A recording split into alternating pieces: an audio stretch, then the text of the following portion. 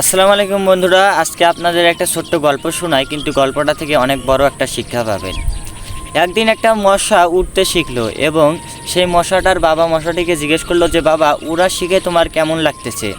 তখন মশাটি উত্তর দিল যে বাবা, উড়া শিখে আমার খুব ভালো লাগতেছে, কারণ আমার উড়া দেখে সব মানুষ আমার জন্য হাততালি দিচ্ছে, আমাকে উৎসাহিত করতেছে।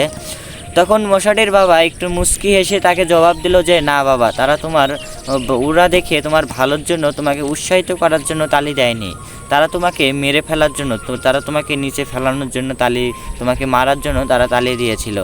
তো এই ছোট্ট গল্পটি থেকে আমরা অনেক বড় শিক্ষা পাই যে জীবনে চলার পথে আমাদের অনেক মানুষের সঙ্গে দেখা সাক্ষাৎ হবে, মিল মহব্বত হবে, কথা বলতে হবে, চলাফেরা করতে হবে, কিন্তু এদের মধ্যে কিন্তু সব মানুষই আমাদের ভালো চায় না। এই সমস্ত মানুষের মধ্যে সবাই আমার ভালো চায় না। অনেকে থাকবে যারা আপনাকে আমাকে ছোট দেখানোর চেষ্টা করবে, আমাদেরকে ছোট করার চেষ্টা করবে, সব সময় ক্ষতি করার চেষ্টা করবে।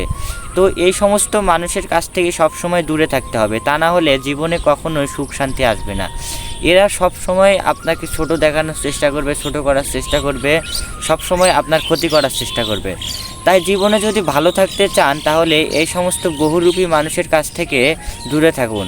অনেকে আসবে যারা আপনার উপরে আপনার ভালো চাইবে, আপনার সঙ্গে অনেক ভালো ব্যবহার করবে, বন্ধুত্ব করবে, কিন্তু হঠাৎ করে দেখবেন পিঠে ছুরি মেরে চলে যাবে।